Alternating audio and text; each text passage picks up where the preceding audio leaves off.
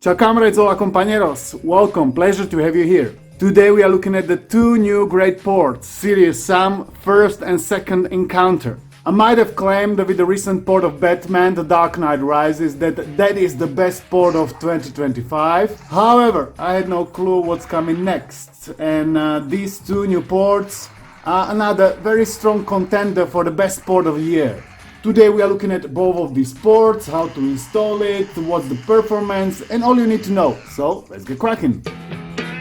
Before we get into Serious Sam, I wanna just quickly mention that the port of Unreal has received an update after a long time.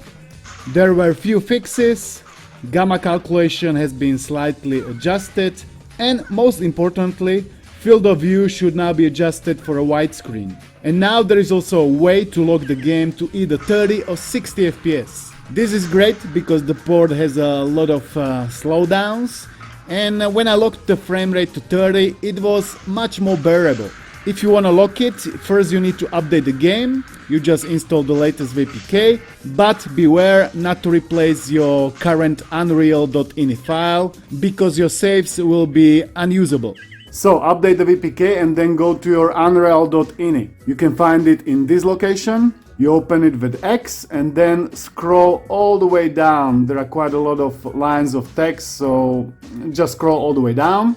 Go to this section, it is a line 498. And to enable locked frame rate, you need to add there this line. So you press triangle, you press insert empty line, then you go to empty line, and you type there swap internal equals to 2. If there is 2 at the end, it means it's locked to 30 FPS, and if there is 1 in the end, it's locked to 60 FPS. Clearly you can see all the information also in the changelog, and if you want to enable the field of view option, you add there also this line, and equals to 1, that means it's enabled. Equals to 0 means it's disabled. Then you press square to back out, and yes to save modifications, that's it. And now you can have some real locked 30 FPS fun on your Vita. Now to the Serious Sam ports, the 1st and the 2nd Encounter. First and foremost, huge thanks to the developer FGS FDS who made it happen. It's greatly appreciated. He came with the Unreal port as well as with, for example, Perfect Dark. Big two thumbs up. These Serious Sam PS Vita ports are both based on the open source version of the Serious engine.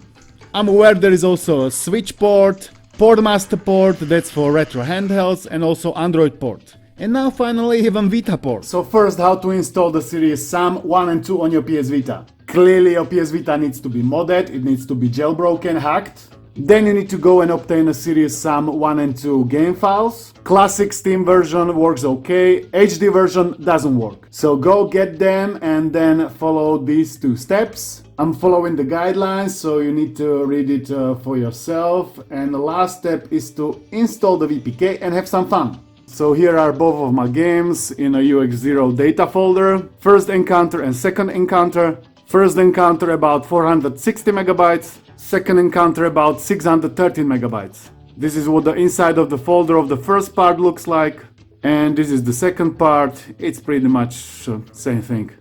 It controls normally like any other first-person shooter, dual stick setup. With the D-pad right you change in third person and first person view. I prefer first person.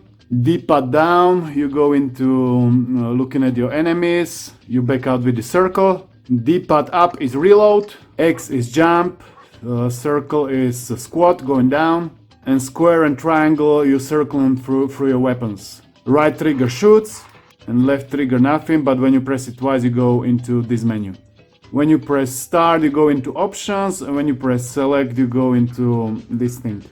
I was very eager to install this port because I'm a fan of Serious Sam. If you've never played it, it's an old school first person shooter, but you can also change it to third person. The gameplay is simple but fun, you are moving through the levels and killing all kinds of different aliens. You can get a chainsaw and another many cool weapons. You can also set difficulty, I usually play it on normal, and it provides a healthy dose of challenge. Now to the Vita port itself. As you can see, the frame rate is not terrible at all.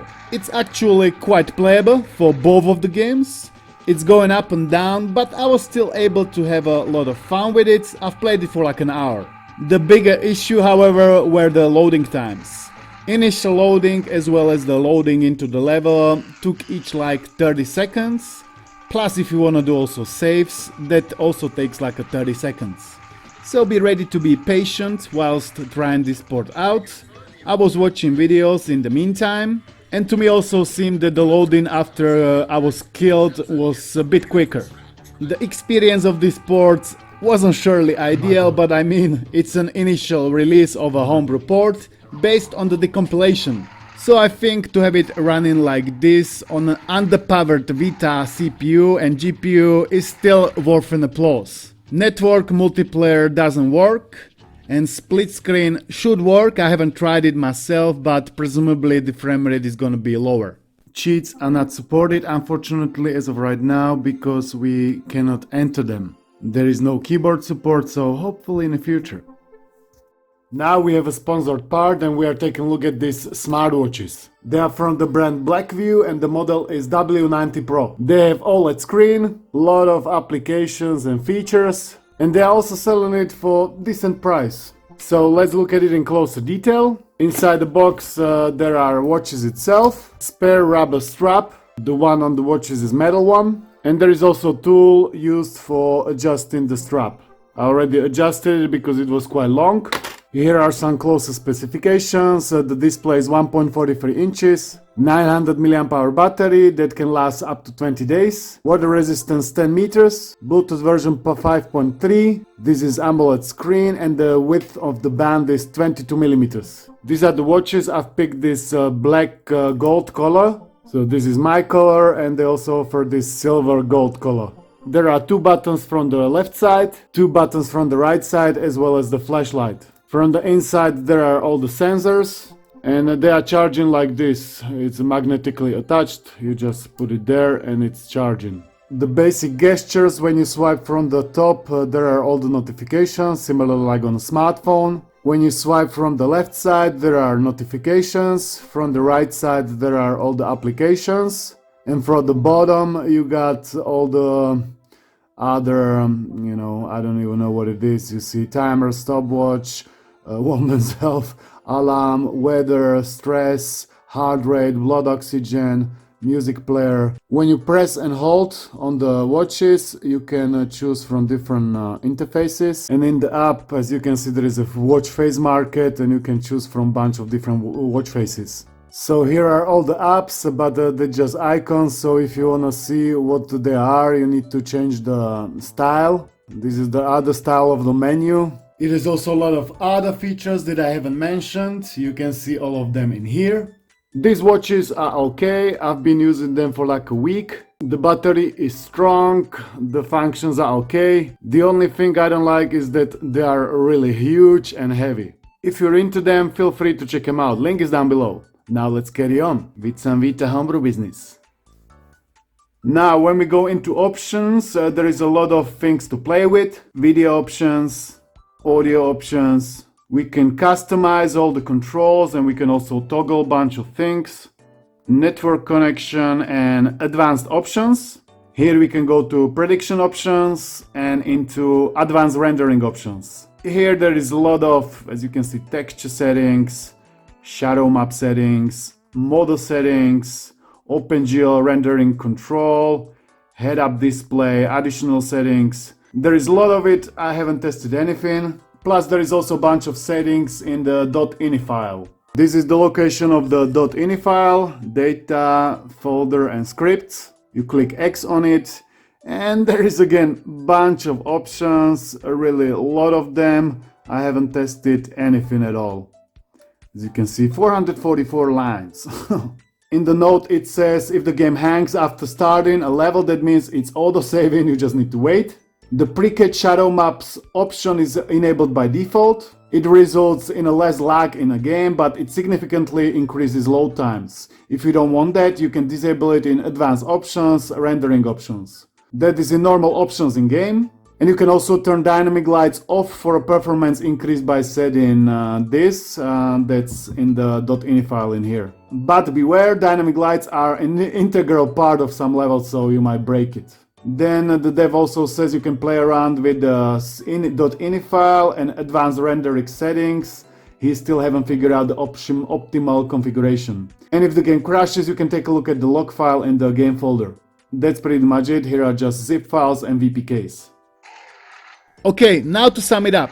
Having Serious Sam 1 and 2 on the Vita is another major win for the homebrew community. And it just goes to show what the Vita is still capable of, even in the late 2025, almost 2026. I think both of the games are worth installing despite not running perfectly. Their size is not huge, the performance is playable, albeit with longer loading times. If you don't have other device to play it on, I think it's at least worth a shot. Both performance and loading times can be improved, but at some cost. This needs proper testing. I will play with it some more and I'll let you know in case there is some important findings or any important updates. Therefore consider subscribing to not miss on any of those. If you enjoyed this video and you wanna see more like this, give it a thumbs up. Join, comment, whatever your heart craves for. I would like to thank you all for watching. I would like to thank to all of my supporters and Patreons for their support. It's greatly appreciated. And I will see you in the next one. Peace.